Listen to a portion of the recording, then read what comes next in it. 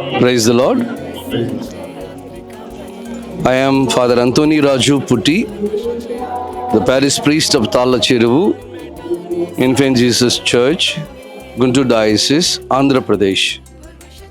I am very delighted to participate in today's events at Infant Jesus Shrine, Mangalore. So well organized. People are very holy, and all religious articles are stalls are arranged here very nicely. And the food, whoever comes here, all the pilgrims can eat here for the whole day today. So what a beautiful thing it is.